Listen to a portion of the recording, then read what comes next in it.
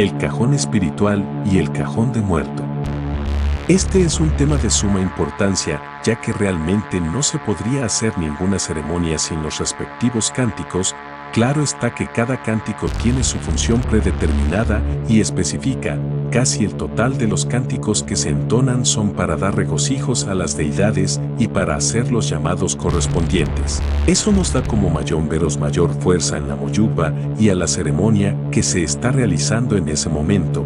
Hay cánticos para toda ocasión, para rayados, para hacer baños, para comer, para ensalas, para darle de comer a la prenda, al lucero y a otros, para guerrear, para refrescar, para apaciguar, en sí son muy diversos.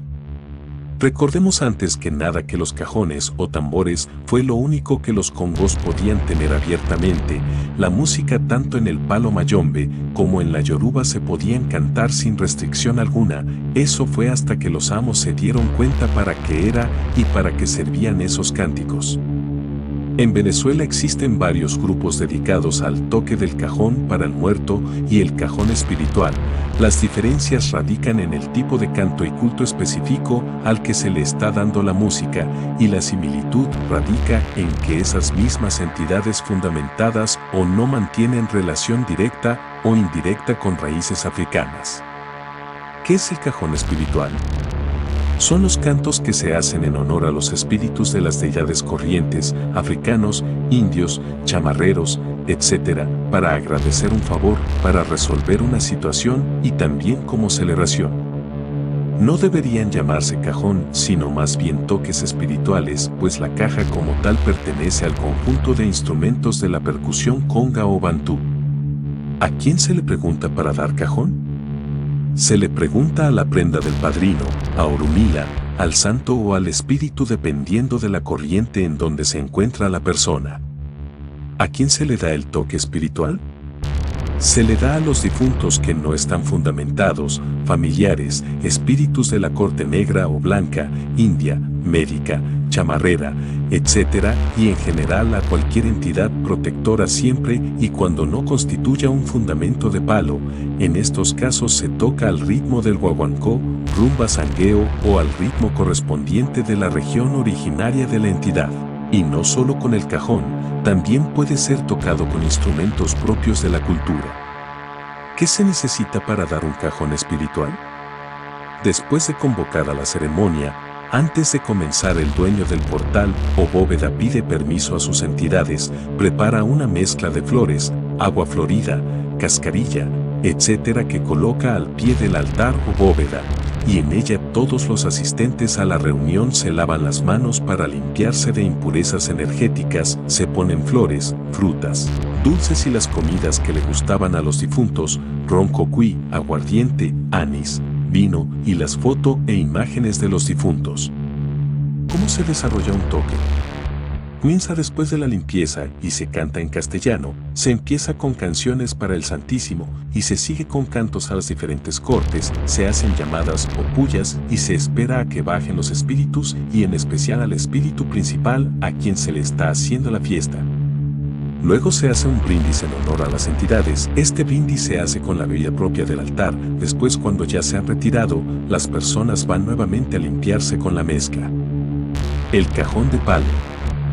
El cajón de palo se convoca para ceremonias iniciadoras, rayamientos, fundamentaciones, celebraciones y funerarias de los sacerdotes y entidades de la regla de palo. El tata es la única persona quien tiene la potestad de hacer la convocatoria para el cajón, y cuando esa obligación se la impone la entidad a un iniciado menor o cualquier persona que no sea tata deberá darlo a la prenda de su padrino mayor. El tata como dueño del munanzo organizará lo correspondiente a la ceremonia y de él saldrán las directrices a seguir. El cajón se le da a cualquier fundamento de palo, no importa su tamaño o jerarquía, y que ello puede ser desde un lucero hasta una sabanda. ¿Qué se le ofrece a la prenda para darle un cajón? Un día antes se le da sacrificio de animales de pluma o cuatro patas, al día siguiente se ofrecen bastante flores, hierbas, palos, comidas variadas, especialmente un emambabisi, ajiaco, especie de hervido de verdura y cabeza de cochino. La prenda come antes del toque. Al día siguiente se le hace un trono o especie de choza decorado con montes de cuji, mango, plátano, guayaba, etc., en donde se le coloca las ofrendas, flores, frutas, dulces, comidas, cabeza de cochino, caraotas preparadas con carne de cochino, verduras, las comidas que le gusten a la entidad, malafo y chambala, bebida propia del palero. ¿Cómo se desarrolla el toque del cajón? Al llegar los tatas y yayas invitados se saludan entre ellos y saludan al enfumbi, luego los cajoneros también saludan e inician el toque pidiendo licencia a las entidades para evitar que haya choques energéticos entre las propias y las que viven en la casa en donde se está haciendo la ofrenda. Hay cantos lentos que luego van acelerando su ritmo y entonces con ellos se hace la puya o llamada. Si en algún momento un perro de prenda recibe a un enfumbi, la música o tambor de palo no puede pararse hasta que esté bien incorporado, porque se corre con el riesgo de que daña la materia. Para despedirse también existen canciones y solo debe hacerse la despedida cuando el muerto manifiesta su deseo de irse. ¿Existe alguna regulación que deba observar el cajonero cuando vaya a realizar un toque espiritual o de cajón? Por lo menos 72 horas antes de ir a tocar debe abstenerse de relaciones sexuales y debe hacerse limpiezas. ¿Un músico requiere de alguna ceremonia para poder tener la autorización para tocar el cajón de muerto? Debe estar rayado.